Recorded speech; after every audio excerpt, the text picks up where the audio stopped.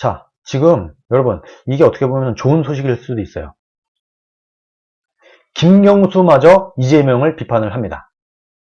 친문의 오른팔, 문재인의 오른팔이라고 불리우는 홍준표 자유한국당 당대표 시절에 특검으로 구속시킨 문재인의 오른팔 김경수가 이재명의 기본소득을 비판을 하면서 포퓰리즘 공략을 해서 대선 어렵다. 지금 구도가 어떻게 되고 있냐? 이재명의 포퓰리즘을 비판하는 사람들이 야권에도 있지만 여권에도 정세균, 이낙연, 임종석, 김경수까지 친문의 핵심들 모조리다. 지금 정세균 국무총리 전에 바로 정세균 전에 국무총리를 했었던 이낙연 민주당 당대표, 그리고 친문의 핵심 중에 한 사람이었던 임종석 전 비서실장, 그리고 문재인의 오른팔인 김경수까지 여야 할 것 없이 이재명의 포퓰리즘은 안 된다 하는 공격을 쏟아붓고 있습니다.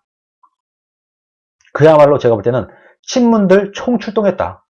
문재인의 측근들 총출동해갖고 이재명을 끌어내리기 위한 이런 노력을 하고 있습니다. 이쯤 되면요, 민주당에 있는 사람들도 이제는 시그널을 알아차렸을 겁니다. 정세균도 나와서, 이낙연도 나서, 임종석도 나서, 김경수도 나서, 문재인의 친이 되라고 할 수 있는 사람들이 다 나섰어요. 좀 있으면 뭐 조국도 나설지도 모르겠네요. 그럼 대깨문들이나 문재인 지지자들이 볼 때는 어떤 느낌을 받겠습니까? 아, 이재명은 안 된다는 거구나. 지금 문재인 관련된 모든 사람들이 한마디씩 다 이재명에 대한 비판을 하고 있어? 그럼 민주당 당원들이 볼 때 문재인을 지지하고 있는 골수 대깨문들이나 골수 민주당 당원들이나 이런 사람들이 볼 때 이재명은 안 된다는 거구나 라는 시그널을 이제는 인지를 할 겁니다. 그러면은 이대로 가면은 이재명이 대권 1위일지는 몰라도 지금 문재인의 지지율이 어쨌든 30몇 프로 간단 말이에요. 문재인이 예를 들어서 한 사람에게 좀 대놓고 힘을 실어주는 모양을 보이게 된다고 하면은 이 문재인의 지지율이 그 한 사람에게 100%는 안 가겠지만 이어가면서 예를 들어서 뭐 문재인이 그럴 리는 없다고 봅니다만 예를 들어서 이낙연 같은 사람한테 자신의 힘을 실어주는 모양을 보인다 하면 이낙연의 지지율이 올라가겠죠. 문재인의 지지율을 이식시켜줄 수도 있게 되는 겁니다. 그러면은 이재명과 비벼볼 만한 프로테이지가 나올 수도 있어요. 이때가 되면 이재명은 어떻게 하겠습니까? 이재명이 포기하겠습니까?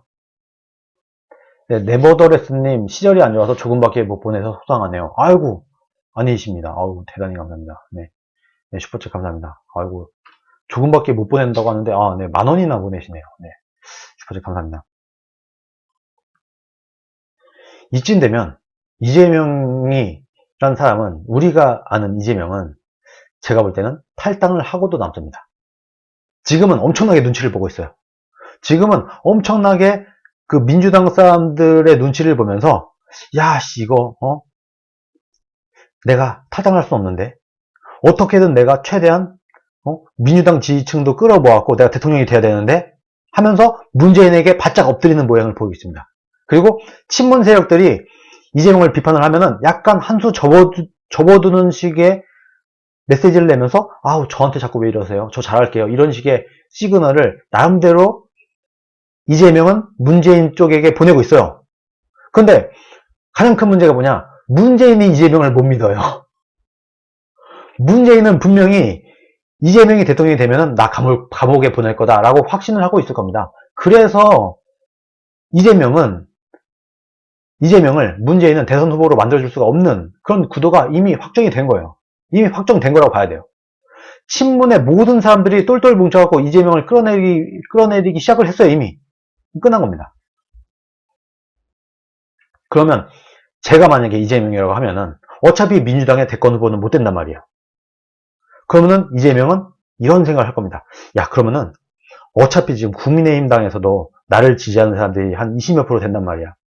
그러면 내가 어떻게든 우파들을 끌어모을 수 있는 뭔가의 메시지를 만들고 프레임을 해갖고 원래 민주당에서도 한 40% 가까이는 나를 지지하고 있고 스윙보트 층에서도 나를 지지하는 사람들이 좀 있고 국민의힘당도 20몇 프로 나를 지지하고 있으니까 국민의힘당에서 나를 지지하는 사람들 한 30% 끌어올려.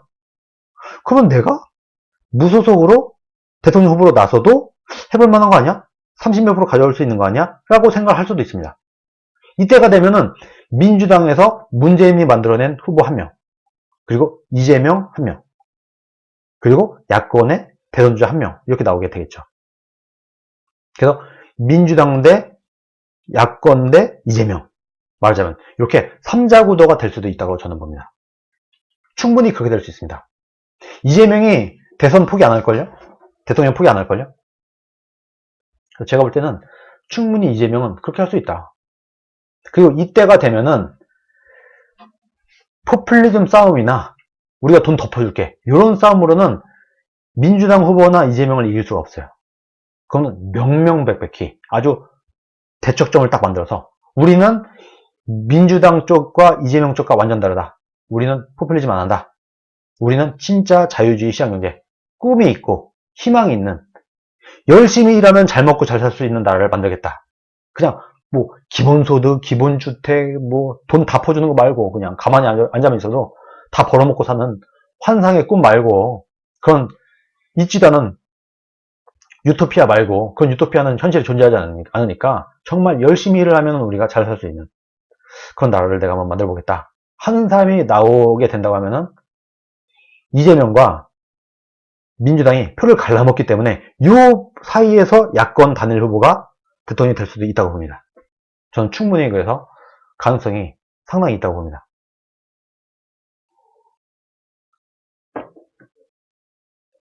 이런 구도가 됐을 때 어떤 사람이 나왔을 때 가장 지지율이 높게 오고 프레임을 잘 짜고 전략적으로 뭐 토론도 잘하고 이렇게 하겠는가, 이런 것을 우리가 좀 생각을 해보면 될 것 같습니다.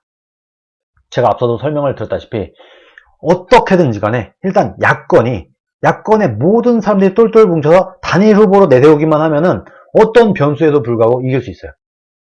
그런데 만약에 지금 주호영, 유승민, 뭐 김종인 이런 사람들처럼 우리끼리 다 해먹을게, 태극기 세력은 우리 안 찍어줘도 돼, 뭐 극우는 치워, 뭐 태극기 세력들 우리는 그 사람들 극우니까 우리 안 찍어도 돼, 홍준표 지지자들, 박근혜 지지자들 우리 싫어, 요딴 식으로 나오게 된다고 하면은 제가 볼 때는 이런 와중에 이재명이나 민주당이 될 가능성이 매우 높아진다고 봅니다.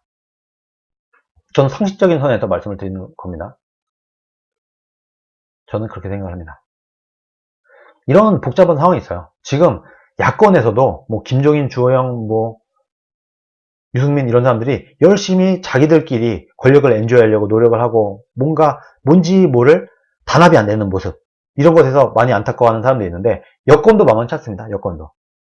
여권도 이재명이라는 사람이 튀어나오고 문재인은 도저히 이재명을 용납할 수 없고 이런 상황이다 보니까 여나 야나 둘 다 조금 골치 아픈 이런 부분이 있습니다. 이런 부분을 우리가 잘 지켜보면서 정치판을 보다 보면은 지금 정치판이 어떻게 흘러가고 있구나 하는 부분을 우리가 알 수 있을 거라고 생각을 합니다.